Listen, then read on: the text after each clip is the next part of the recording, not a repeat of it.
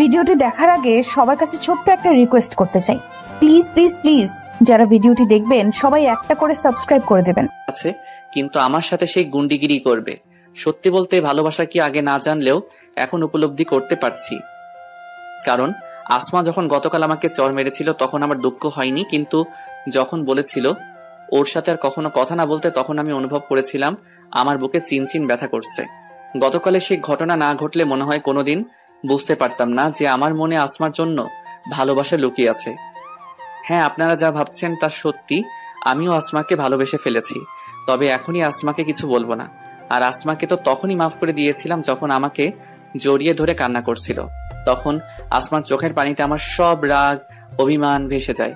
আসমাকে আগে সঠিক পথে আনতে হবে, একজন পর্দাশীল মেয়েতে পরিণত করতে হবে, মারামারি কাটাকাটি থেকে ফিরিয়ে আনতে হবে, ক্লাসের ভালো স্টুডেন্টে পরিণত হতে হবে। আর বিশ্বাস ভালোবাসার টানে আসমা এই কাজগুলো খুব সহজেই করতে পারবে। আসমাকে নিজের মতো তৈরি করে নিতে চাই। আসমার খাওয়া শেষে আম্মু এবার আমার বাসায় যেতে হবে। রাজুর আব্বু এখনই চলে আসবে, দেখা করে যা। না, আজ আর না, অনেকক্ষণ হলো বাসা থেকে বেরিয়েছি। অন্য একদিন এসে আঙ্কেলের সাথে জমিয়ে আড্ডা দিব, কেমন? আচ্ছা যা, তোর ইচ্ছা। তোমার ছেলেকে বলো না আমাকে এগিয়ে দিতে, দেখো না রাত হয়ে গিয়েছে। আমি বলে দিচ্ছি। ওই রাজু, আসমাকে ওর বাসায় দিয়ে আয়। তুমি আসমাকে চিনো না? ওরে এই শহরে সবাই ভয় পায়, একা গেলে আসমার কিছু হবে না। আমার কথা শুনে আসমা চোখ রাঙিয়ে আমার দিকে তাকিয়ে আছে। আমি এত কিছু জানতে চাই না, আমি যা বলছি তাই কর। চলো। চলো, আসি আম্মু। আসমাকে নিয়ে রাস্তায় আসলাম, এসে একটা রিক্সা নিলাম। রিক্সায় উঠে আসমা আমার দিকে চেপে চেপে বসতে বারবার, আর আমি বারবার সরে বসছি। এই তুমি এত সরে বসছো কেন? পড়ে যাবে তো। তাহলে তুমি এত এদিকে আসছো কেন? আচ্ছা আমি একটু সরে বসছি, তুমি এদিকে আসো। এবার আমি ঠিকভাবে বসলাম, তবে না করা সত্ত্বেও আসমা আমার হাত ধরে রেখেছিল। বেশি নাও করতে পারি না, কারণ আমারও ভালো লাগছিল। আসমাকে নিয়ে তার বাড়ির সামনে নামলাম। আসমাদের বাড়ি দেখে তো আমি অবাক। এটাকে বাড়ি বললে ভুল হবে, একদম রাজপ্রাসাদের মতো। দাঁড়িয়ে আছো কেন? ভেতরে আসো। আজ না অন্য একদিন আসবো। আরে লজ্জা পেতে হবে না, এটা তোমার শ্বশুর বাড়ি। সব দেখা বন্ধ করো, আজ যাবো না, অন্য একদিন আসবো, এখন চলি। শোনো। বলো। তোমার মোবাইলটা চালু করে রেখো প্লিজ, আমি ফোন করব। আচ্ছা বাই। বাসায় আসার আগে এশার সালাত আদায় করে আসলাম। রাতে খাওয়া দাওয়া করে রুমে শুয়ে আছি আর আসমার ফোনের জন্য অপেক্ষা করছি। চাইলে আমিও ফোন দিতে পারি, কিন্তু এ থেকে আমার সব প্ল্যান মাটি হয়ে যাবে। অপেক্ষার প্রহর শেষ হলো, আসমা ফোন করলো। হ্যালো। হ্যালো, আমার জন্য বুঝে অপেক্ষা করছিলে? আমার তো আর খেদে কাজ নেই, তোমার জন্য অপেক্ষা করব। তোমার কথা শুনেই বোঝা যায় অপেক্ষা করছিলে। তা কেমন আছো? কিছুক্ষণ আগে না দেখলে কেমন আছি? একটু ভালোবেসে কথা বলো না। কার সাথে? কার সাথে আবার? আমার সাথে। আমি শুধু আমার বউয়ের সাথে ভালোবেসে কথা বলবো, অন্য কোনো মেয়ের সাথে না। ভালো, তাহলে এখন থেকেই প্র্যাকটিস করতে থাকো আমার সাথে। আবারও স্বপ্ন দেখতে শুরু করলে? আমার সব স্বপ্নই তো তোমাকে নিয়ে, শুধুমাত্র তুমিই বুঝতে চাইছো না। সময় আসলে দেখা যাবে। কি করছো? শুয়ে আছি, তুমি? সেম, আমিও শুয়ে আছি। তাহলে ঘুমিয়ে পড়ো। আর একটু কথা বলে নিই তারপর।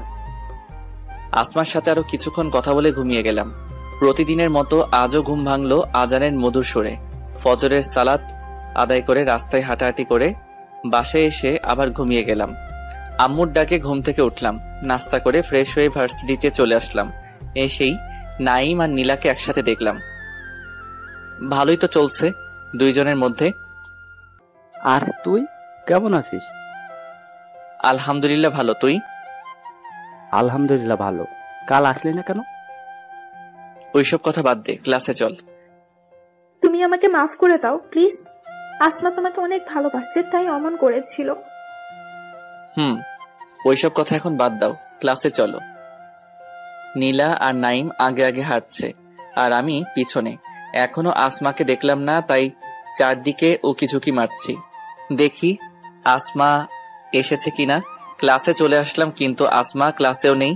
আমি গিয়ে বেঞ্চে বসলাম, কিন্তু নাইম আমার সাথে না বসে নীলার সাথে বসেছে আর বলল আমার জন্য নাকি সারপ্রাইজ আছে। মন খারাপ করে বসে আছি, এখনো আসমা আসেনি। হঠাৎ আমার পাশে একজন বোরকা পরা মেয়ে এসে বসে পড়ল।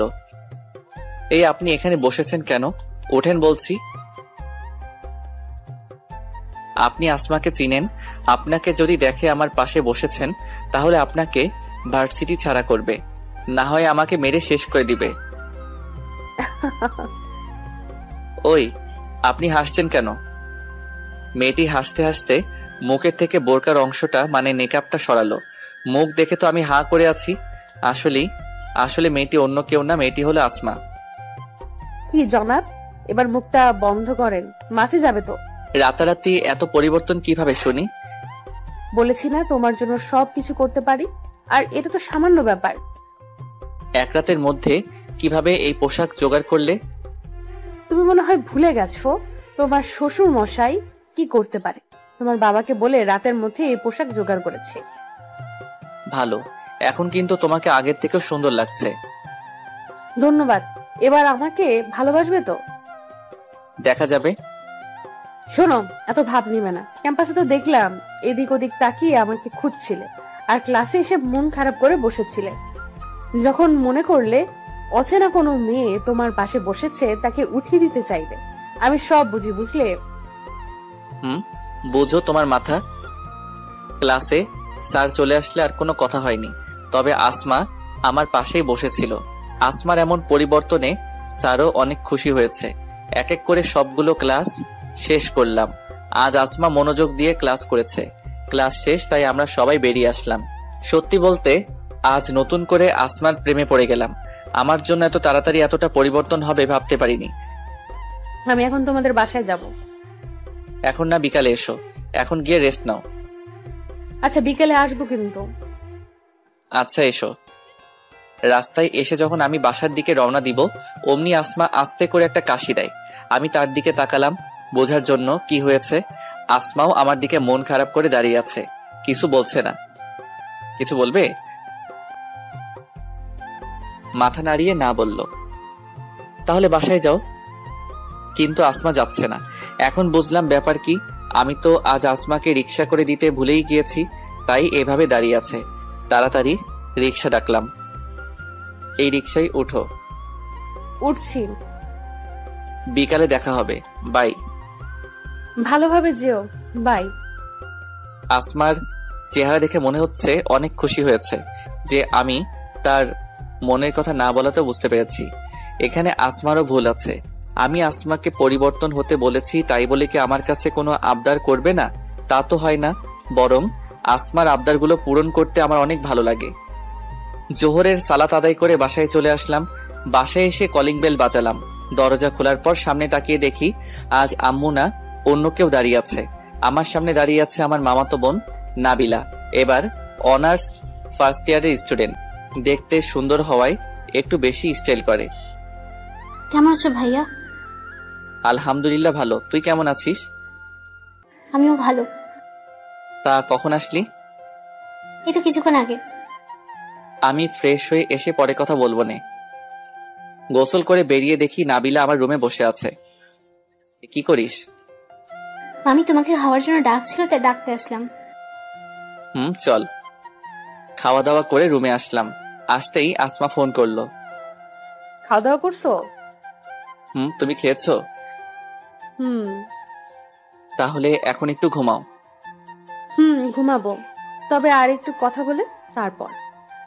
আসমার সাথে আরো কিছুক্ষণ কথা বলে ঘুমিয়ে গেলাম। ঘুম থেকে উঠলাম বিকালে। আসরের সালাত আদায় করে বাসায় আসতেই নাবিলা আমার কাছে আসলো। চলো ভাইয়া, ছাদ থেকে ঘুরে আসি। আমারও ভালো লাগছে না, চলো। দুজনে মিলে ছাদে দাঁড়িয়ে কথা বলছি। তার বেশ কিছুক্ষণ পর আসমা আসলো ছাদে। কেমন আছো? আলহামদুলিল্লাহ ভালো। তুমি কেমন আছো? আলহামদুলিল্লাহ ভালো। এ কে? ও, তোমাদের পরিচয় করিয়ে দিচ্ছি। এ হলো নাবিলা, আমার মামাতো বোন। আমাদের এখানে ঘুরতে এসেছে। আর নাবিলা, এ হলো আমার বন্ধু আসমা। হ্যালো আপু, কেমন আছেন? আলহামদুলিল্লাহ ভালো। তুমি কেমন আছো? আমি তুই করে বলি, তাই আসমা তুমি করে বলল। ছোট তো, তাই। তিনজন মিলে অনেকক্ষণ আড্ডা দিলাম। সন্ধ্যা হলে ছাদ থেকে নেমে আসি। আসমা আম্মুর সাথে কিছুক্ষণ কথা বলল। তারপর বাসায় দিয়ে আসতে বলল। বের হওয়ার আগে দেখলাম আমার রুমে গেল এবং বোরকা পরে এলো। মনে হয় আমার রুমে বোরকা খুলে রেখেছিল। আসমাকে নিয়ে রাস্তায় আসলাম। একটা রিক্সা নিয়ে দুজনে উঠে বসলাম। আসমা আমার একটা হাত ধরে কাঁধে মাথা রাখলো। এই প্রথম আসমা আমার কাঁধে মাথা রাখলো, তাই বাধা দিতে গিয়েও পারলাম না। আমার কাছে অসম্ভব ভালো লাগা কাজ করছিল।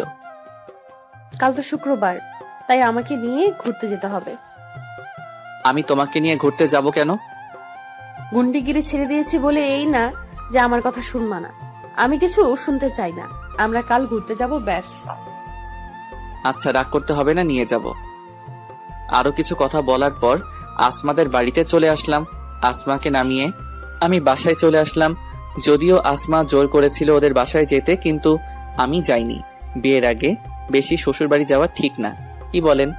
বাসায় এসে দেখে আব্বু চলে এসেছে, তাই আব্বু, আম্মু, নাবিলা আর আমি চারজন মিলে আড্ডা দিচ্ছি। আড্ডা শেষে খাওয়া দাওয়া করে আমার রুমে চলে আসলাম। আমি রুমে আসার পর নাবিলাও আমার রুমে আসলো। কিরে, এত রাতে আমার রুমে, কিছু বলবি? আমাকে কাল ঘুরতে নিয়ে যাবে। বাসা থেকে দেখে বোরিং লাগে, প্লিজ। আচ্ছা দেখি। দেখি না, নিয়ে যেতে হবে। আচ্ছা নিয়ে যাব, এখন গিয়ে তুই ঘুমা। নাবিলা চলে গেল। কিছুক্ষণ পর আসমা ফোন দিল। আসমাকে বলে দিলাম আমাদের সাথে নাবিলাও ঘুরতে যাবে। দেখতে দেখতে ঘুরতে যাওয়ার সময় হয়ে গেল। আসমা ফোন দিয়ে বলল আমাদের ভার্সিটির পাশের পার্কে চলে যেতে। আসমা নাকি সেখানে অপেক্ষা করবে।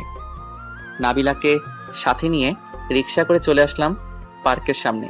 রিক্সা থেকে নেমে দেখি আসমার সামনেই দাঁড়িয়ে আছে। দেখে মনে হচ্ছে আমাকে আর নাবিলাকে এক রিক্সায় দেখে কিছুটা জ্বলতেছে। এটা মেয়েদের বিশেষ গুণ, তারা সবকিছু সহ্য করবে, কিন্তু ভালোবাসার মানুষকে অন্যের পাশে সহ্য করবে না। আসমাকে দেখে ভালো লাগলো। ঘুরতে এসেছে, তবুও বোরকা পরে এসেছে। তিনজন মিলে পার্কের ভিতরে ঢুকলাম। পার্কটা অনেক সুন্দর। আমাদের মতো আরো অনেক মানুষ এসেছে। ভাইয়া আইসক্রিম নিয়ে আসো, আইসক্রিম খাবো। তাহলে তোমরা দুজন এখানে বসো, আমি নিয়ে আসছি। তিনজনের জন্য 3টা আইসক্রিম নিয়ে আসলাম। একটা জিনিস লক্ষ্য করলাম, আইসক্রিম আনতে যাওয়ার আগে আসমা হাসি খুশি ছিল, কিন্তু এখন কেন জানি মন খারাপ করে আছে, আর কথাও বলছে না। আরো কিছুক্ষণ ঘোরাঘুরি করে বাসায় চলে আসলাম। তবে আসমার মন খারাপ আমাকে ভাবাচ্ছে। রাতে খাওয়া দাওয়া করে রুমে এসে আসমাকে আমি নিজেই ফোন করলাম। দেখি যদি আমি ফোন করা থেকে আসমার মন ভালো হয়। ফোন দিতে আসমা রিসিভ করে। মনে হয় আমার ফোনের জন্য অপেক্ষা করছিল। হ্যালো। চুপ করে আছে, কথা বলছে না। হ্যালো আসমা, তোমার কি হয়েছে আমাকে বলো। আমার কিছু হয়নি। আসমা, তুমি কান্না করছো কেন? প্লিজ বলো তোমার কি হয়েছে। আমি তোমাকে ছাড়া বাঁচবো না রাজু।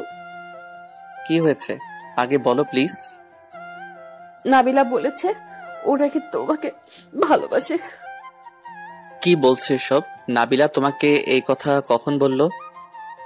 ঘুরতে গিয়ে নাবিলা তোমাকে আইসক্রিম আনতে পাঠিয়ে আমাকে বলেছে। আসমা আর নাবিলার মধ্যে কথা। আপু, তুমি আমার একটা রিকোয়েস্ট রাখবে প্লিজ? বলো, কি বলবে? তুমি তো রাজু ভাইয়ের অনেক ভালো বন্ধু মনে হয়। তুমি যদি কিছু বলো অবশ্যই মানবে, তাই না? তারপর বলো। আমি রাজু ভাইয়াকে ভালোবাসি। অনেক আগে থেকে ভালোবাসি, কিন্তু ভয়ে বলতে পারি না। তুমি যদি আমার হয়ে ভাইয়াকে একটু রিকোয়েস্ট করতে, তাহলে রাজু ভাইয়া আমাকে ফিরিয়ে দিতে পারবে না। প্লিজ আপু, আমার এই কাজটা করে দাও না। নাবিলার কথা শুনে থমকে গিয়েছে। এই আপু, কথা বলছো না কেন? দেখি কি করা যায়। দেখি না করতে হবে। আর তোমার কণ্ঠ পাল্টে গেছে কেন? না কিছু না, এমনি। আসমা কথাগুলো বলছে আর কান্না করছে। এখন কিভাবে বোঝাবো আমি শুধু আসমাকেই ভালোবাসি, অন্য কাউকে এক মুহূর্তের জন্য মানতে পারবো না। রাজু, তুমি কি আমাকে ভুলে যাবে? কি সব বলছো? আমি তোমাকে কখনো ভুলতে পারবো না। এখন কান্না থামাও। তুমি নাবিলাকে ভালোবাসবে, তাই না? আরে আমি কেন নাবিলাকে ভালোবাসতে যাব? তুমি চিন্তা করো না। নাবিলাকে সবকিছু বুঝিয়ে বললে আমার বিশ্বাস নাবিলা বুঝবে। সত্যি তো? সত্যি সত্যি 3 সত্যি। এবার কান্না থামাও। খাওয়া দাওয়া করেছো? নাবিলা অমন কথা শুনে কি আমার গলা দিয়ে খাবার নামবে? তার মানে এখনো কিছু খাওয়া হয়নি? যাও গিয়ে খাওয়া দাওয়া করো। না, খাবো না। খেয়ে আসো, না হলে কথা বলবো না। আচ্ছা, খাবো, তবে আমার একটা শর্ত আছে। বলো রাজি? কি শর্ত? আগে বলো রাজি কি না। আচ্ছা, আমি রাজি আছি, বলো কি শর্ত। তুমি আমার পাশে এসে বসো, তাহলে খাবো, না হলে আজ না খেয়ে থাকবো। কিন্তু এটা কোনো কথা হলো? এই রাত করে কিভাবে আসবো তোমার কাছে? তুমি কিন্তু কথা দিয়েছো, আর না আসলে নাই, আমি না খেয়েই থাকতাম আজ। আচ্ছা, দেখছি কি করা যায়। বলেন তো, এই কেমন জ্বালাতন। ফোন কেটে বাসা থেকে বেরিয়ে আসলাম। গন্তব্য আসমাতের বাড়ি, কিন্তু রাস্তায় কোনো রিক্সাও পাচ্ছি না। কিছুক্ষণ দাঁড়িয়ে থাকার পর রিক্সা আসলো। চলে আসলাম আসমাদের বাড়ির সামনে। বাড়িতে ঢুকতে যাব, অমনি দারোয়ান চলে আসলো। ওই মিয়া, এত রাতে এই বাড়িতে কি কাজ? জি, আমার একটু ভিতরে যেতে হবে। ফাজলামি করো? জানো এটা কার বাড়ি? বেশি তিড়িং বিড়িং করলে ডাইরেক্ট জেলে। বুঝছি, দারোয়ানের সাথে কথা বললে শুধু শুধু সময় নষ্ট হবে, তাই আসমাকে ফোন করলাম। ফোন দিতেই রিসিভ করলো। মনে হয় আমার অপেক্ষায় আছে। কোথায় তুমি? আসবে না? এসেছি, কিন্তু দারোয়ান ঢুকতে দিচ্ছে না। আচ্ছা, তুমি দারোয়ানকে মোবাইলটা দাও। আমি দারোয়ানকে মোবাইলটা দিলাম। কি বলেছে আমি শুনতে পাইনি। দারোয়ান কথা শেষে আবার আমাকে মোবাইল ফিরিয়ে দিল। এখন চলে আসো। আসছি। ফোন কেটে দিলাম এবং বাড়িতে ঢুকলাম। ভিতরে গিয়ে দেখি বাড়ির সদর দরজা খোলা। মনে হয় আসমা খুলে রেখেছে। আমি চলে এসেছি, তাই আস্তে আস্তে বাসার ভিতরে ঢুকলাম। হঠাৎ করে আসমা এসে জড়িয়ে ধরল। এই কি করছো? ছাড়ো। না, ছাড়বো না। কেউ দেখলে খারাপ ভাববে, ছাড়ো। কেউ দেখবে না, কারণ বাড়িতে কেউ নেই। কেউ নেই মানে? তোমার আব্বু কোথায়? আব্বু বিজনেসের কাজে 3 দিনের জন্য আমেরিকায় গিয়েছে, পরশুদিন চলে আসবে। ও, চলো এখন খাবে। এভাবে থাকি না, তাহলে না খেয়ে থাকলেও চলবে আমার। পাগলামি রেখে এসো, এবার অনেক রাত হয়েছে। আসমা আমাকে খাওয়ার রুমে নিয়ে গেল এবং একটা চেয়ারে বসতে বলল। আসমা খাবার নিয়ে এসে আমার বাম সাইডে বসলো, কিন্তু খাবার নিয়ে বসে আছে, খাচ্ছে না। তাই আমি জিজ্ঞেস করলাম, কি হলো, খাওয়া শুরু করো। না, খাবো না। এখন আবার কি হলো? তুমি না বললে আমি আসলে খাবে? তোমার হাতে খাইয়ে দাও, তাহলে খাবো। এটা তো কথা ছিল না। যাও, খাওয়াতে হবে না, তুমি এই নাবিলাকে খাইয়ে দিও। আচ্ছা আচ্ছা, খাইয়ে দিচ্ছি। আমার কথা শুনে আসমা অনেক খুশি হয়েছে। হাত ধুয়ে আসমাকে নিজ হাতে খাইয়ে দিলাম। আমাকেও খেতে বলতেছিল, কিন্তু আমি না করে দিয়েছি। খাওয়া শেষে এখন আমি চলে যাই, কেমন? আজ আমাদের এখানে থেকে যাও না। না, অন্য একদিন এসে থাকবো। আজ থেকে যাও না, এমনিতেই অনেক রাত হয়ে গিয়েছে। থাকতাম যদি বাড়ি আরো মানুষ থাকতো তাহলে, কিন্তু তুমি বাড়িতে একা, তাই চলে যাব। আচ্ছা, আবার আসবে কিন্তু। আসবো। দরজার সামনে এসে যাওয়ার আগে একবার জড়িয়ে ধরি প্লিজ। যদি না করি? তাহলেও ধরবো। তাহলে অনুমতি নিচ্ছ কেন? আমার কথা শেষ হওয়ার আগে শক্ত করে জড়িয়ে ধরলো। একটু আস্তে ধরো। জি না, শোনো। বলো। নাবিলা কি আমাদের কথা বুঝবে? বুঝিয়ে বললে অবশ্যই বুঝবে। তাই যেন হয়, না হলে আমার কি হবে? চিন্তা করো না, আমি সব বুঝিয়ে বলবো। আমার না হঠাৎ একটা কথা মনে পড়লো। আমাকে বলো, কি এমন কথা মনে পড়লো? এই, তুমি না আমাকে ভালোবাসো না বলেছিলে, তাহলে আমার জন্য এখানে চলে আসলে কেন? আসলেই তো, আসমাকে না বলেছি আমি ওরে ভালোবাসি না। এখন মনে হয় ধরা খেয়ে গেলাম। কি করব বলেন? ভালোবাসার মানুষ যখন কান্না করে তখন কি আর এত কিছু মনে থাকে? আসলে হয়েছে কি?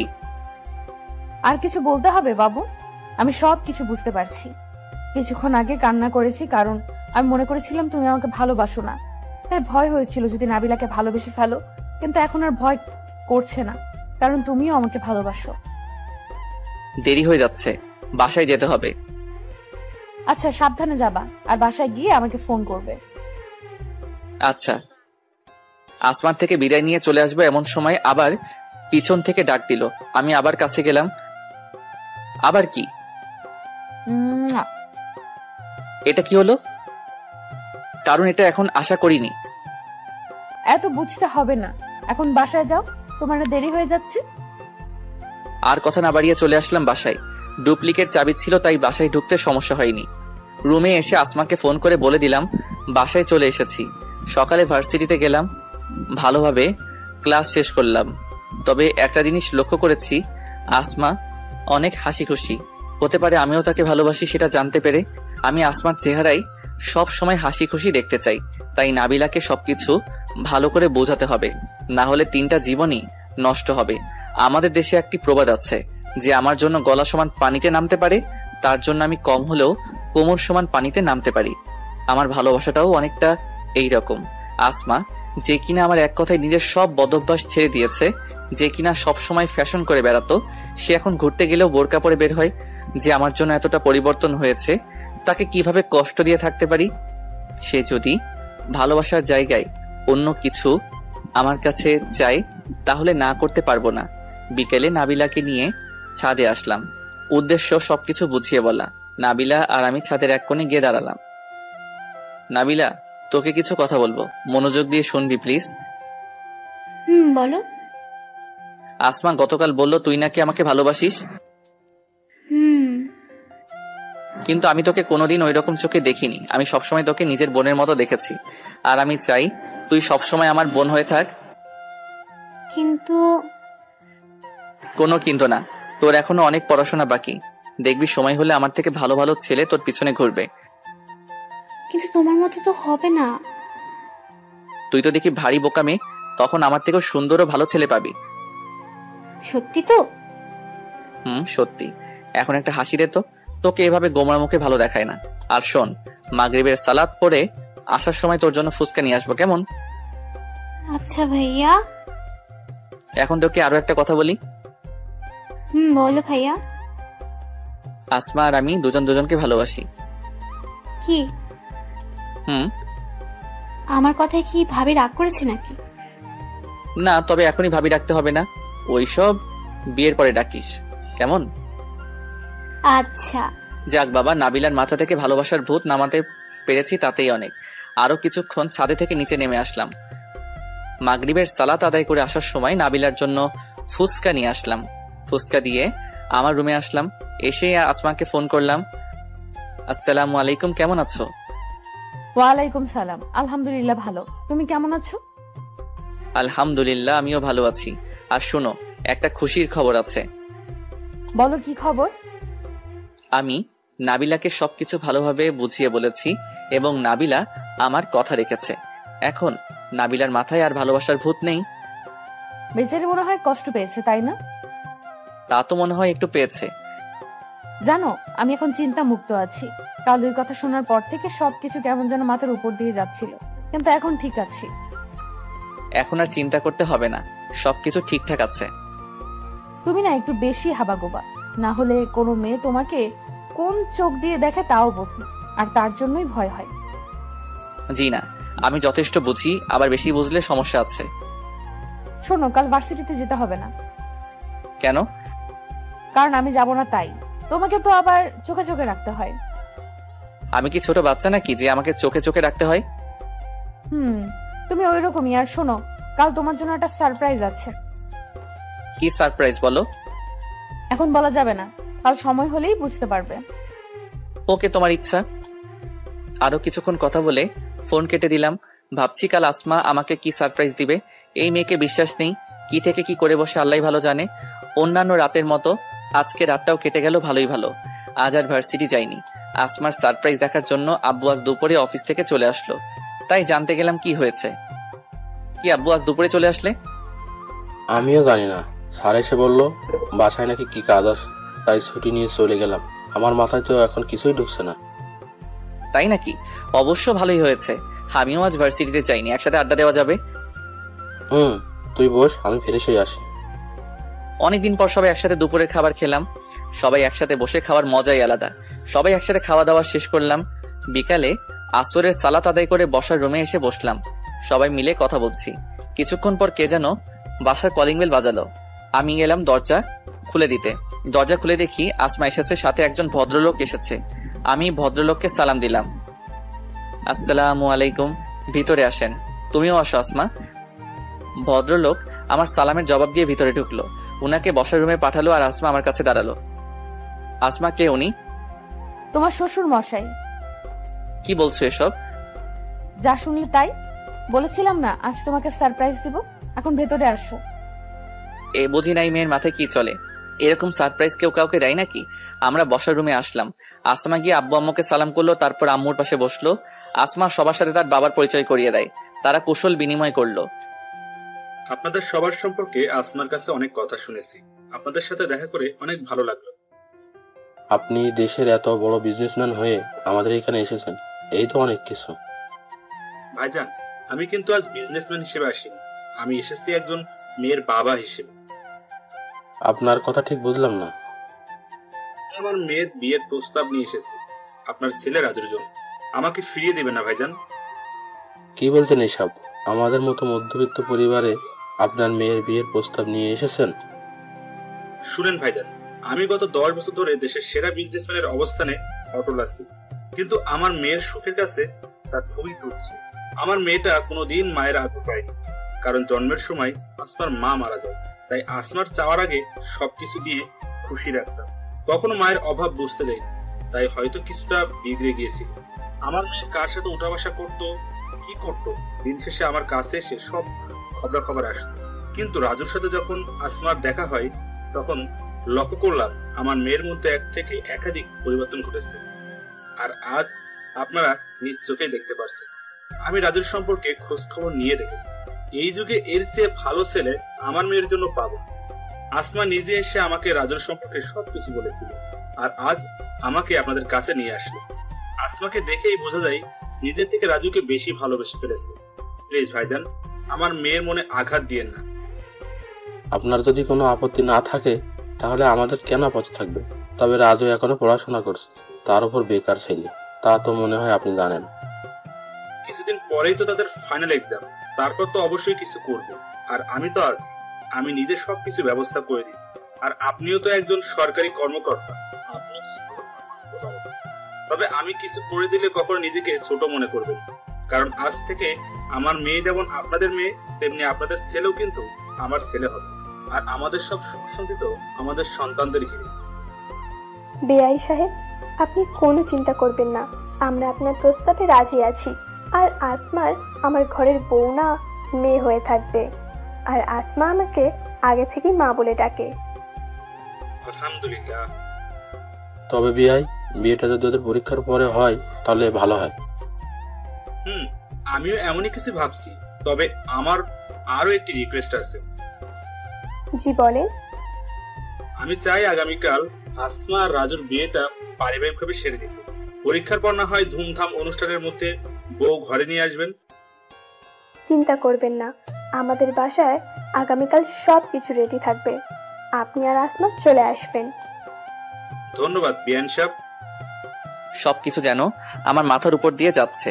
আমি শুধু দর্শকের মতো সবকিছু শুনে যাচ্ছি। আব্বু আম্মুও আমার কোনো মতামত ছাড়াই রাজি হয়ে গেল, তবে আমার ভালোই হয়েছে। আর আসমার বাবা যে এত ভালো একজন মানুষ তা আজ না দেখলে মনে হয় বুঝতেই পারতাম না। আসমার দিকে তাকিয়ে দেখি সে তো মহা খুশি। আসমাকে ইশারায় আমার রুমে আসতে বলে ওখান থেকে রুমে চলে আসলাম। রুমে বসে আছি, কিছুক্ষণ পর আসমা আসলো। কি করে হলো এসব? কেন, দেখতে পাওনি বুঝি? দেখেছি তো, কিন্তু সবকিছু তো আমার মাথার উপর দিয়ে যাচ্ছে। কিভাবে করলে এত কিছু? কাল বলেছিলাম না আজ তোমাকে সারপ্রাইজ দিব। এই হলো সারপ্রাইজ, তোমার আর আমার বিয়ে। আঙ্কেল, মানে তোমার বাবা সবকিছু এত সহজে মেনে নিয়েছে? ওই আমার বাবা কি ভিলেন নাকি যে মানবে না? তবে বলেছিল সবকিছু পরীক্ষার পর হবে, কিন্তু শুক্রবার তো নাবিলা আমার মাথা নষ্ট করে দিয়েছিল। নাবিলা ভালো মেয়ে, তাই তোমার কথা রেখেছে। কিন্তু অন্য মেয়েরা যদি আবার তোমার দিকে নজর দেয়, তাই আজ আব্বু আমেরিকা থেকে আসতেই বললাম তোমার আর আমার বিয়ে যেন আজ অথবা কালকের মধ্যেই কমপ্লিট হয়। তারপর আব্বু কোথায় ফোন করে আমার শ্বশুর মশাইয়ের তোমার বাবাকে বাসায় পাঠাতে বলে। বিকালে আমরা আসলাম আর সবকিছু ঠিক করা হলো। সবকিছু একটু তাড়াতাড়ি হয়ে যাচ্ছে না? ওই চুপ, নিজে তো কিছুই করনি, সব তো আমাকেই করতে হলো। এখন আরো ভাব নিচ্ছ। কাল বিয়েটা হোক, তারপর দেখবে আসমা কি জিনিস। তুমি না এসব গুন্ডাগিরি ছেড়ে দিয়েছো, তাহলে আবার ভয় দেখাচ্ছ কেন? পরে কিন্তু বিয়ে করব না। আর একবার বলো তো, এখন কি বলেছো? ওই আমি তো কিছুই বলিনি। জানি জানি, এখন আমাকে ধন্যবাদ দাও। তোমাকে ধন্যবাদ দিব কেন? এই যে এত বড় একটা কাজ আমি একাই করে দিলাম। তোমার আব্বু জোর করেছে তাই রাজি হয়েছি, না হলে তোমাকে কে বিয়ে করে?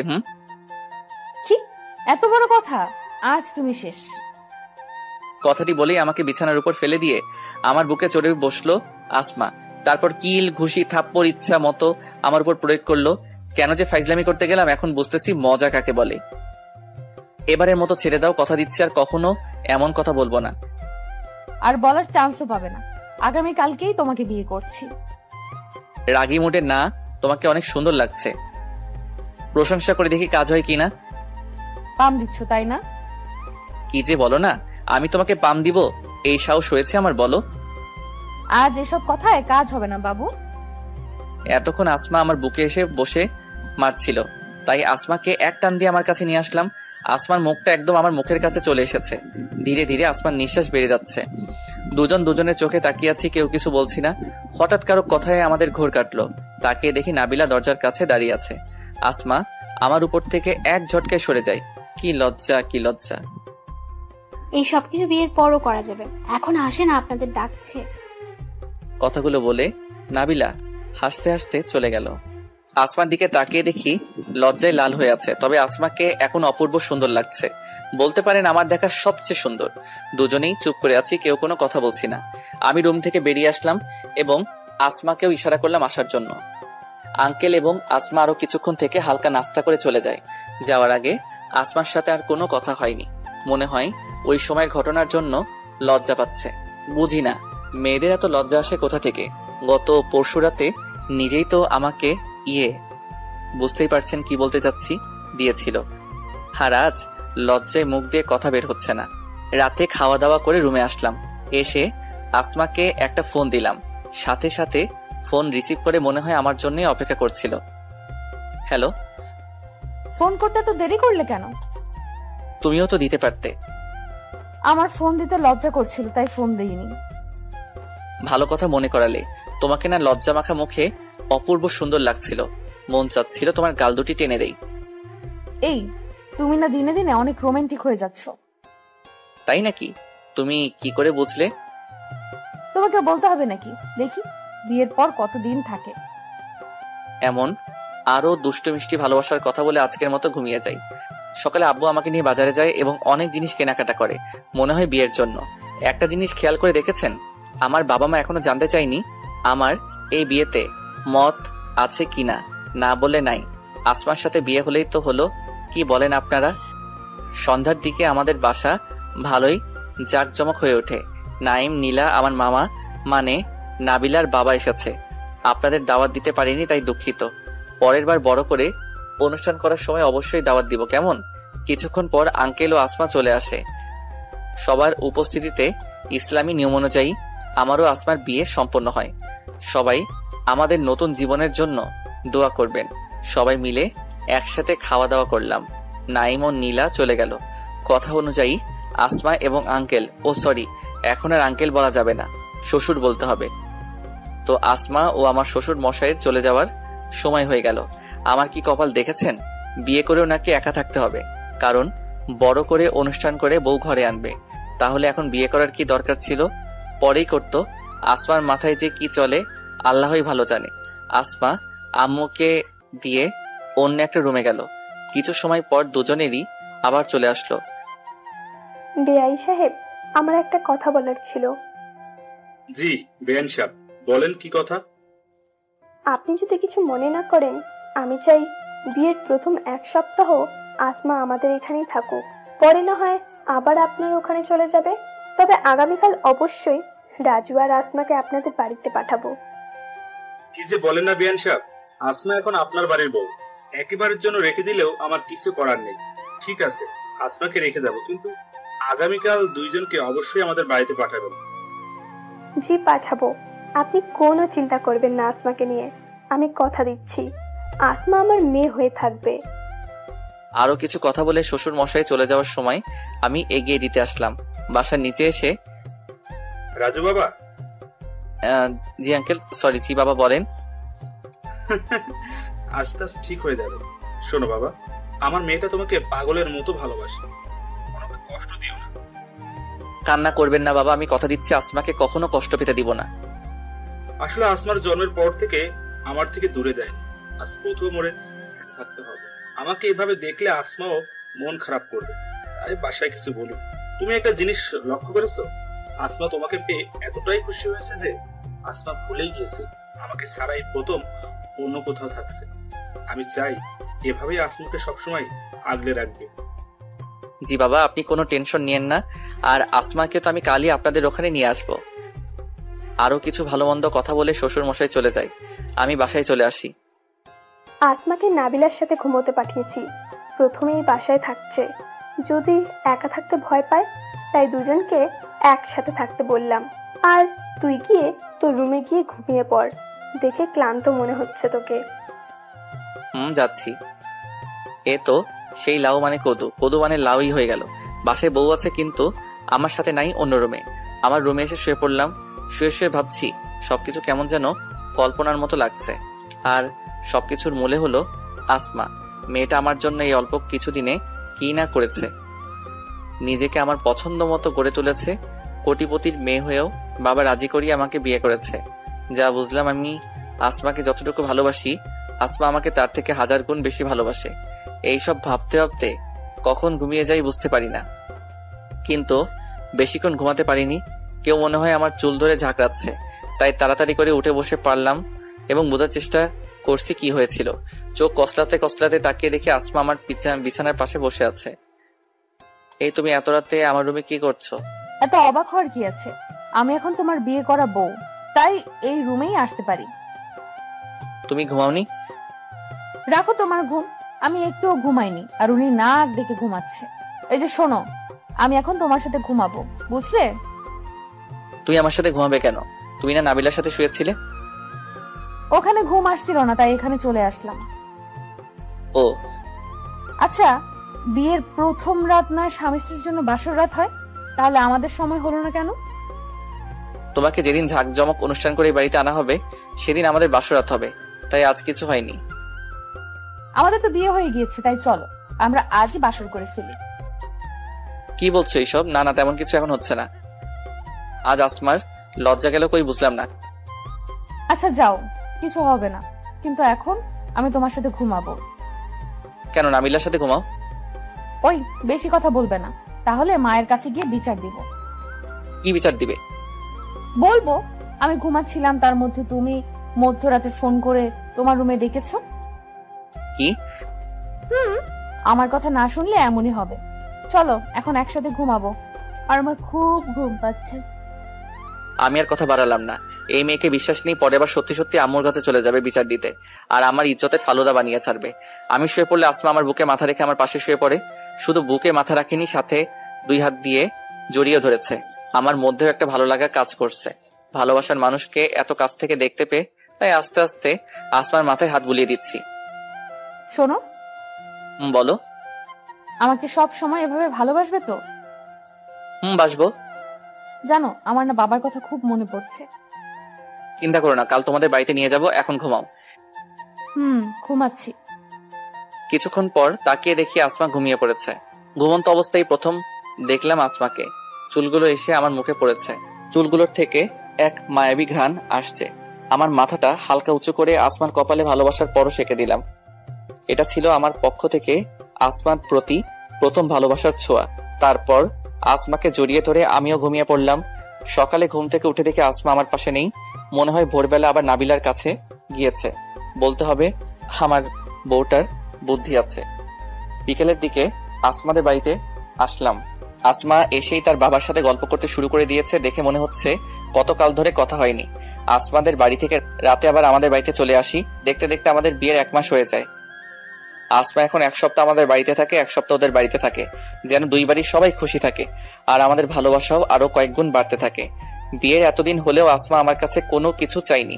হতে পারে আমি বেকার বলে আমার কাছে কিছু চাই না, অবশ্য এই নিয়ে আসমা আমাকে কিছু বলেনি। তাই ভাবলাম 1-2টা টিউশনি করালে কেমন হয়। ভার্সিটি থেকে এসে তো অনেকটা সময় ফ্রি থাকি, এ থেকে আমার হাত খরচও হয়ে গেল, সাথে আসমাকে কিছু কিনে দেওয়া যাবে। কারণ বউয়ের জিনিসের জন্য তো আর বাবার কাছে টাকা চাইতে পারি না। 2 দিন হলো আমি টিউশনি করছি, তার মধ্যে আসমা কিভাবে যেন জেনে যায় আমি টিউশনি করাচ্ছি। ভার্সিটি থেকে আসার পর থেকে আমার সাথে কোনো কথা বলছে না। দুপুরে খাওয়া দাওয়া করে রুমে আসলাম, কিছুক্ষণ পর আসমাও রুমে আসলো। তুমি নাকি টিউশনি করাচ্ছ? ওই না তো, তোমাকে কে বলেছে এই কথা? মিথ্যা কথা বলবে না আমার কাছে, সত্যি করে বলো, হ্যাঁ অথবা না। হ্যাঁ। কেন করছো এসব কিছু? আগে আমি একা ছিলাম, কিন্তু এখন আমার বউ আছে। এত বড় হয়ে বাবার কাছ থেকে তো সবসময় টাকা চাইতেও লজ্জা করে। আর তোমাকেও বিয়ের পর থেকে কিছু একটা এনে দিতে পারিনি। আমি আজ বেকার বলে তুমিও মনে হয় কিছু চাও না, তাই ভাবলাম 1-2টা টিউশনি করালে অন্তত তোমার আর আমার হাত খরচ তো চলবে। আমার কিছুর প্রয়োজন হয় না, তাই তোমার কাছে কিছু চাই না। আর তুমি যখন গতকাল টিউশনিতে ছিলে তখন মা আমাকে শপিং এ নিয়ে গেছিল। মা সবার জন্য শপিং করেছে, যেখানে আমার বাবা, শ্বশুর, শাশুড়ি আমাকে এত কিছু দিচ্ছে, তাহলে নতুন করে তোমার কাছে চাওয়ার কি আছে? আমার মনে হয় তুমি আমাকে মন থেকে ভালোবাসো না। তা না হলে তুমি আমার ফিলিংস গুলো বোঝার চেষ্টা করো না কেন? আমি তোমার কাছ থেকে কিছু চাই না, শুধু তোমার ভালোবাসা চাই। এই কান্না করছো কেন? আমি তো তোমার কথা ভেবেই এই সব কিছু করতে চেয়েছিলাম। কিন্তু আমার তো কিছু চাই না। আচ্ছা, তোমার কথাই থাকবে, আমি টিউশনি ছেড়ে দিব। তোমার যা ইচ্ছা করো। আমি এখন রেগে আছি, তাই বেশি কথা বলতে চাই না। আমি এখন আমাদের বাড়িতে চলে যাচ্ছি। আমাকে যেন ফোন দিবে না বলে দিলাম। কি বলছো এইসব? এই ছোট ব্যাপারটাকে তুমি বড় করে কেন দেখছো? এই বিষয়ে আর কোনো কথা বলতে চাই না। শতবার না করার পরেও আম্মুর কাছে কি যেন বলে চলে গেল। মনে হয় বলেছে বাবার কথা মনে পড়ছে, তাই যাচ্ছে। আচ্ছা, আপনারাই বলেন, আমি তো ওর জন্য এইসব কিছু করছিলাম। আমারও ইচ্ছা করে আমার বউয়ের ছোট ছোট আবদারগুলো পূরণ করতে, কিন্তু সে তো আমার কাছে কিছু চাই না। ছোট একটা বিষয় নিয়ে ঝগড়া করে চলে গেল। আমিও রাগ করে আর ফোন দিলাম না। রাতে খাওয়ার সময় দেখি আম্মু মন খারাপ করে বসে আছে, খাবারও বেড়ে দিচ্ছে না। আম্মু, তুমি কি অসুস্থ? তোর সাথে আমার কোনো কথা নেই। আমি আবার কি করলাম? আসমা আজ বাসায় নেই। দেখ, বাসাটা কেমন খালি খালি লাগছে। আর তুই বুঝবি কি করে? তোর জন্যই তো মেয়েটা রাগ করে একা একা চলে গেল। ভালো করে শুনে রাখ, আগামীকালের মধ্যে যদি আসমাকে এই বাড়িতে না নিয়ে আসতে পারিস, তাহলে তোর সাথে আর কোনো দিন কথা বলবো না, এই বলে দিলাম। আমিও না খেয়ে রুমে চলে আসলাম। ভাবছি আসমা অল্প দিনের মধ্যেই সবার চোখের মনি হয়ে গিয়েছে। শুরুতে আমার একটু রাগ হয়েছিল, কিন্তু এখন পাগলিটাকে খুব মিস করছি, তাই ফোন দিলাম, কিন্তু মোবাইলটা বন্ধ বলছে। এভাবে আরো 15-20 মিনিট টানা ফোন দিলাম, কিন্তু ফলাফল বারবার বন্ধ আসছে। কি করব বলেন? বউ রাগ করেছে, রাগ তো ভাঙাতে হবে। তার উপর আম্মুর এত বড় ধমকি ধামকির, তাই আর কিছু না ভেবে বাসা থেকে বেরিয়ে আসলাম। উদ্দেশ্য আসমাদের বাড়ি। দেখি আমি গেলে রাগ করে থাকতে পারি নাকি। আধা ঘন্টার মধ্যে আসমাদের বাড়ি চলে আসি। বাইরে দাঁড়িয়ে কলিং বেল বাজাচ্ছি, কিন্তু কেউ দরজা খুলছে না। বেশ কিছুক্ষণ পর কাজের লোক এসে দরজা খুলে দিল। আমি সোজা আসমার রুমের দিকে চলে যাই। কে দেখি আসমার রুমের দরজা আগে থেকে খুলে আছে, কিন্তু রুমের লাইট বন্ধ, যার জন্য ভেতরে অন্ধকার হয়ে আছে। আমি আস্তে আস্তে রুমে ঢুকে পড়ি। রুম থেকে কান্নার আওয়াজ শুনতে পেলাম। হা হা হা, আমার বউটা মনে হয় আমাকে মিস করে কান্না করছে। তাই আর দেরি না করে আসমাকে পিছন থেকে শক্ত করে জড়িয়ে ধরলাম। প্রথমে একটু ভয় পেলেও পরে বুঝতে পারি আমিই ধরেছি। বেশ কিছুক্ষণ হলো জড়িয়ে ধরে আছি। এখন আর কান্না করছে না, তবে ফুপিয়ে ফুপিয়ে নাক টানছে। নীরবতা ভেঙে আমি মুখ খুললাম। আসমা, এই যে কানে ধরেছি, আর এমন ভুল হবে না। এই, তুমি আমার কান ধরেছো কেন? ও সরি, ভুলে তোমার কান ধরে ফেলেছি। এই দেখো, এখন আমার কান ধরেছি। আমি বলেছি তোমাকে কান ধরতে? এই আমার দিকে তাকাও না একটু। আসমাকে আমার দিকে ফিরালাম। বেচারি অযথা কান্নাকাটি করে চোখ মুখ ফুলিয়ে ফেলেছে। কান্নাকাটি করে চেহারার কি হাল করেছো দেখেছো একবার? রাগ করে চলে এসেছি তাই বলে কি আমাকে একটা ফোনও দিবে না? তুমি আমার খবর নাওনি তাই কান্না করছি। সব তোমার দোষ। আমি ফোন দিয়েছিলাম তো, তোমার মোবাইল বন্ধ ছিল। কখন দিয়েছিলে? এখানে আসার আগে। ভালো, খুব ভালো। আমি এসেছি কোন দুপুরে, আর তুমি রাত 11টায় ফোন দিয়েছিলে। ভালো তো, আমি নিজেই ফোন বন্ধ করে রেখেছিলাম, তুমি ফোন দাওনি তাই। এই যে আমি তো এখন চলে এসেছি, এখানে একটু হাসো। তোমাকে এভাবে একদমই ভালো লাগছে না। আমি হাসতে পারবো না। তোমাকে দেখে মনে হচ্ছে তুমি এখানে এখনো খাওয়া দাওয়া করনি। নিচে চলো, খাওয়া দাওয়া করবে। না, আমি খাবো না। আমিও কিছু খাইনি, তোমার সাথে খাবো বলে। আমার কিন্তু অনেক ক্ষুধা লেগেছে। আগে বলবে তো তুমি এখনো কিছু খাওনি। আমাকে ছাড়ো, এখন খেতে যাবে। দেখেছেন, এতক্ষণ আমি বললাম খেতে চলো, কিন্তু না করে দিল। যখন বললাম আমি এখনো কিছু খাইনি, তখন আমাকে খাওয়ানোর জন্য তাড়াহুড়ো করে শুরু করে দিব। বলেছিলাম না আমার বউটা নিজের থেকে আমাকে বেশি ভালোবাসে। আসমা আমার হাত ধরে টানতে টানতে খাবার টেবিলে কাছে নিয়ে আসলো এবং একটা চেয়ারে বসলো। আমাকে বসিয়ে রেখে খাবার নিয়ে আসলো। নাও তাড়াতাড়ি খেয়ে নাও। আসমা আমার খাবার বেড়ে দিয়েছে, কিন্তু নিজের জন্য কিছু নেয়নি। আমিও আর কিছু বললাম না। সোজা এক লোকমা খাবার আসমার মুখের কাছে ধরলাম, দেখি এখন কিভাবে না খেয়ে থাকে। বেশিক্ষণ অপেক্ষা করাতে হয়নি, আমার হাত থেকে খাবার খেয়ে নিয়েছে। এবার তুমি খাও। আমাকে খাইয়ে দিবে না? কোনো কথা না বলে তাড়াতাড়ি হাত ধুয়ে আমাকে খাইয়ে দিল। আসমার সবচেয়ে বড় দুর্বলতা হলাম আমি, যা আজ আবার প্রমাণ হয়ে গেল। দুজনকে খাইয়ে দিয়ে খাওয়ার পর্ব শেষ করলাম। রুমে এসে শুয়ে আছি, আসমাও আছে, আমার বুকে মাথা রেখে শুয়ে আছে। রাজু, বলো। রাগ করে চলে এসেছিলাম, তাই আমাকে মাফ করে দাও প্লিজ। দূর পাগলি, এখানে মাফ করার কি আছে? তবে প্রথমে তোমার প্রতি একটু রাগ হয়েছিল, কিন্তু ছোট একটি বিষয়ে নিয়ে চলে আসলে। কিন্তু আমার এই মিষ্টি বউটার প্রতি কি রাগ করে থাকতে পারি বলো? তাই তো চলে আসলাম তোমার রাগ ভাঙাতে। আমি ওই ছোট বিষয়টা নিয়ে রাগ করতাম না, কিন্তু তুমি টিউশনি করাও কথাটা আমার বাইরের মানুষের কাছ থেকে শুনতে হয়েছে। তুমি এই কথাটা আমার কাছ থেকে কেন লুকালে? তাই আমি রাগ করেছিলাম। তোমার থেকে আর কখনো কিছু লুকাবো না, কথা দিলাম। অনেক রাত হয়েছে, চলো এবার ঘুমানো যাক। দুজনকে জড়িয়ে ধরে ঘুমিয়ে গেলাম। আমি এর আগেও একটা কথা বলেছি, তা হলো আপনার সাথে রাগ করবে ওই ব্যক্তি যে বিশ্বাস করে আপনি ভালোবেসে তার রাগ ভাঙাবেন। সকালে ঘুম থেকে উঠে শ্বশুর মশাইয়ের সাথে দেখা করলাম, একসাথে নাস্তা করলাম আরো কিছুক্ষণ থেকে। তারপর আসমাকে নিয়ে আমাদের বাসায় আসলাম। ভালোবাসার সময়গুলো খুব তাড়াতাড়ি ফুরিয়ে যায়, তবে ভালোবাসা ফুরায় না। তেমনি দেখতে দেখতে আমাদের অনার্স ফাইনাল ইয়ারের পরীক্ষা শেষ হয়ে যায়। এখন আব্বু আর শ্বশুর মশাই ভালো ভালো ছেলে পদে জব সাজেস্ট করছে, কিন্তু আমার কথা, আমি কোনো জব করব না, আমি বিজনেস করতে চাই। অবশ্য এই পরামর্শটা আমাকে আসমা দিয়েছে। শ্বশুর মশাই, আব্বু আর আমি একসাথে বসেছি বোঝার জন্য কি করলে ভালো হয়। তুমি যেহেতু জব করবে না, বিজনেস করবে, তাহলে তুমি কি ধরনের বিজনেস দিতে চাও? আমি রেস্টুরেন্টের বিজনেস দিতে চাই।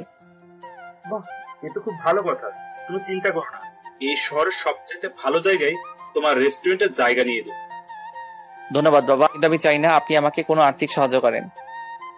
মাত্র না বাবা বললে? তাহলে বাবা হয়ে আমি আমার সন্তানকে দিব না তো কাকে দিব? আমি চাই আমার দুটো সন্তানই সুখে থাকুক।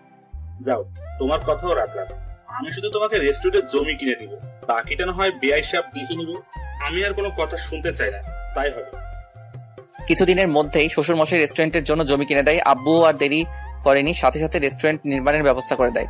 রেস্টুরেন্ট সম্পূর্ণ নির্মাণাধীন হতে হতে প্রায় 3.5 থেকে 4 লেগে যায়। শহরের সবচেয়ে জাঁকজমক ও আধুনিক রেস্টুরেন্ট হলো আমারটা, যার জন্য 4 মাসের মতো সময় লেগেছে তৈরি হতে। আজ শুক্রবার জাম্মান নামাজ আদায় করে সবাই আমার রেস্টুরেন্টের সামনে দাঁড়িয়ে আছি, আর আমু হাতে কেচি ফিতা কেটে আমার রেস্টুরেন্ট উদ্বোধন করবে। আমু ফিতা কাটলো, সবাই একসাথে তালি বাজালাম। তারপর সবাই একসাথে রেস্টুরেন্টের ভিতরে প্রবেশ করলাম। আমার রেস্টুরেন্টের প্রথম কাস্টমার হলো আমার আব্বু আম্মু, শ্বশুরমশাই ও আসমা। খাবার খেয়ে তারা খুবই প্রশংসা করেছে, আর করবেই না কেন। আমার রেস্টুরেন্ট সব টপ ক্লাস রাঁধুনিদের নিয়োগ দিয়েছি। আর একটা কথা, আমার রেস্টুরেন্টের নাম কি জানতে চাইবেন না? আমার রেস্টুরেন্টের নাম হলো বাহারি ভোজন। আশা করি আপনারা সবাই আসবেন। আমার রেস্টুরেন্টে একটা অফার আছে, তা হলো সন্তানরা যদি তার বাবা অথবা মাকে নিয়ে আসে তাহলে 50% ডিসকাউন্ট দেওয়া হবে। আপনাদের সকলের দোয়া আর মহান আল্লাহর রহমতে আমার রেস্টুরেন্ট অল্প কিছুদিনের মধ্যেই অনেক জনপ্রিয়তা লাভ করে। তাই বাসার সবাই ঠিক করলো আগামী শুক্রবার আমার আর আসমার বিয়ের অনুষ্ঠান করবে। তাই সবাই শপিং নিয়ে ব্যস্ত সময় কাটছে। পাঠক ভাই ও পাঠিকা বোনদের আমার বিয়ের অনুষ্ঠানে আপনারা সবাই আমন্ত্রিত। আমার সবকিছু আসমা পছন্দ করে দিয়েছে, আমিও আসমাকে শাড়ি পছন্দ করে দিলাম। অনুষ্ঠানটা হবে নতুন বিয়ের মতোই, মানে হচ্ছে প্রথমে বউ আনতে শ্বশুর বাড়ি যাবো, তারপরের দিন আমাদের বাড়িতে বউ ভাতের অনুষ্ঠান হবে। আসমা আগেই তার বাবার বাড়ি চলে গিয়েছে। আমাদের বাড়িতে মেহমান দিয়ে ভরে গিয়েছে। মামা আর নাবিরাও এসেছে। একমাত্র ছেলের বিয়ের অনুষ্ঠান বলে কথা, আব্বু আম্মু কোনো কমতি রাখেনি।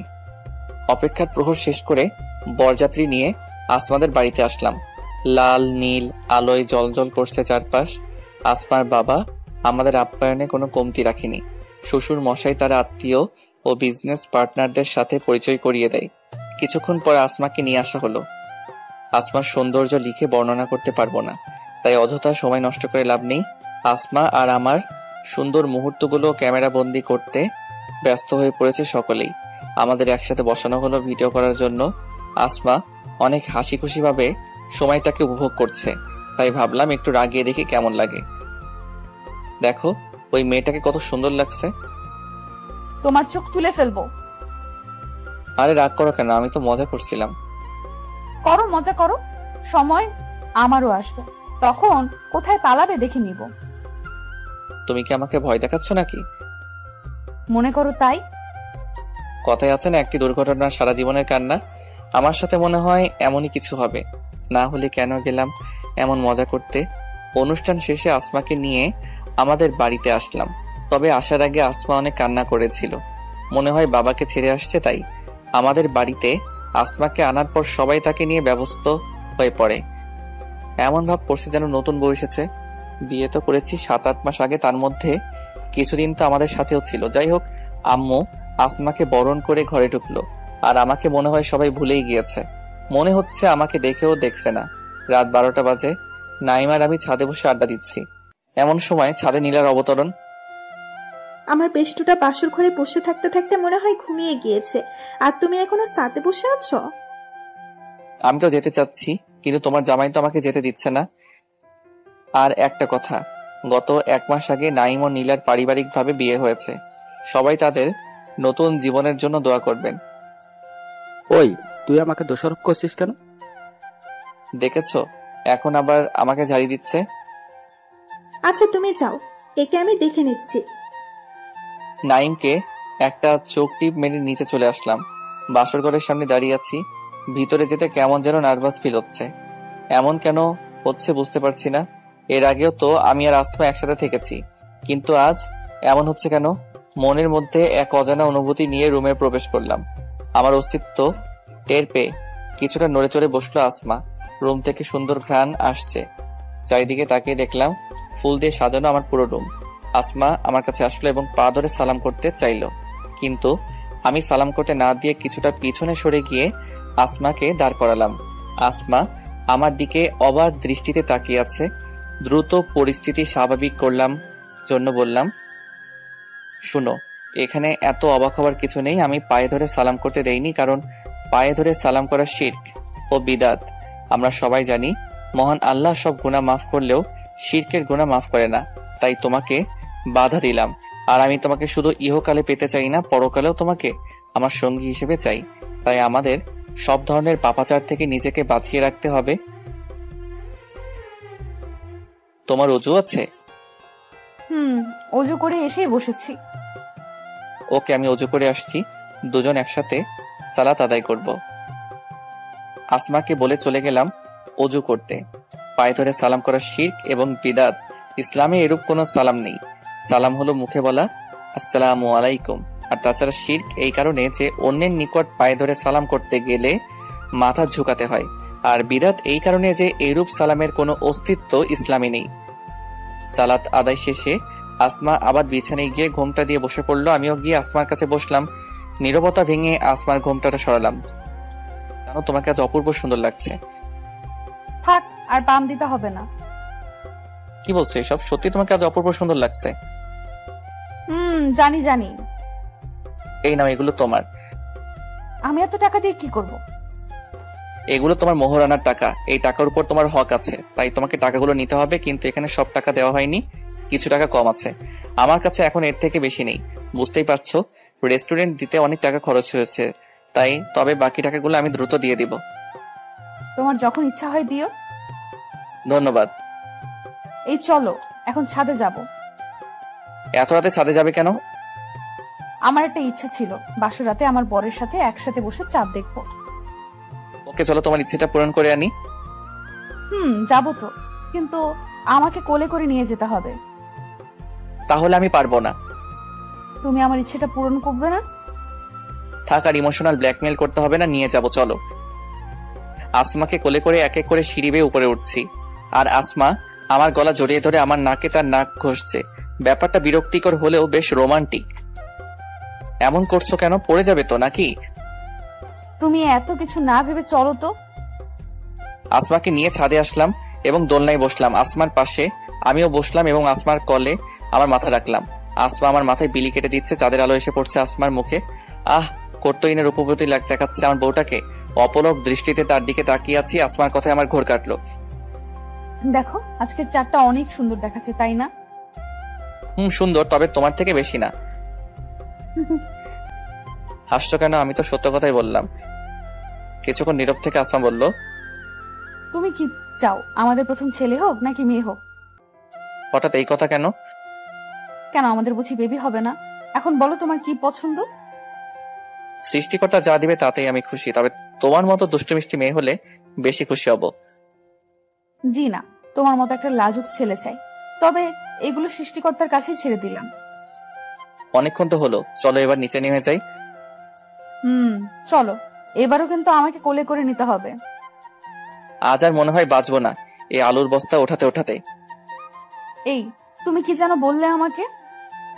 কখন কি বললাম? চলো তো এবার। আগে বলো কি বলেছিলে, না হলে যাব না। কে শুনে কার কথা? এক ঝটকায় আসমা কোলেকে নিয়ে নিলাম। কোলে নেওয়ার পর আসমাও আমার গলা জড়িয়ে ধরলো, তবে মুখ আমার দিকে ফিরাই নিয়ে আসমাকে বসিয়ে রেখে এসে দরজা লাগিয়ে আবার আসমার কাছে গেলাম। ও ভালো কথা, আপনারা আমার বাসর ঘরে কি করেন? স্বামী স্ত্রীর মাঝে প্রাইভেট বলেও তো কিছু কথা আছে নাকি?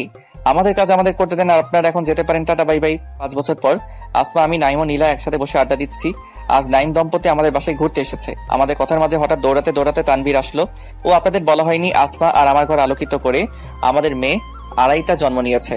আসমার সাথে মিল রেখে আড়াইতা নাম রেখেছে আমার আম্মু। আড়াইতার দুষ্টুমি দিয়ে সারা বাড়ি মুখরিত হয়ে থাকে। বলতে গেলে অনেকটাই আসমা যেমন প্রথম প্রথম ছিল, মানে গুন্ডি টাইপের হয়েছে। আঙ্কেল আঙ্কেল দেখো না, আড়াইতা আমাকে মেরেছে। আড়াইতা মামনি, তুমি তানভীরকে মেরেছো কেন? বাবাই, আমি ওরে মারিনি। আঙ্কেল, আড়াইতা মিথ্যা কথা বলছে। মামনি সত্যি কথা বলো। বাবা, আমি তো শুধু ওরে বলেছি আমার সাথে সাথে থাকার জন্য, কিন্তু তানভীর তো আমার কথা শুনেই না, শুধু বলে আম্মুর কাছে যাব, তাই একটু মেরেছি বলে ভালো করছি না। আড়াইতার কথা শুনে সবাই একসাথে হাসাহাসি শুরু করলো। মামুনি, তুমি অনেক পেকে গেল তাই না? আমার কাছে আসো। কি বুঝলেন আমার মেয়ের কথা শুনে? প্রথমে মা গুন্ডিগিরি করেছে, এখন মেয়ে গুন্ডিগিরি করছে। এত জ্বালা রাখবো কোথায় বলেন?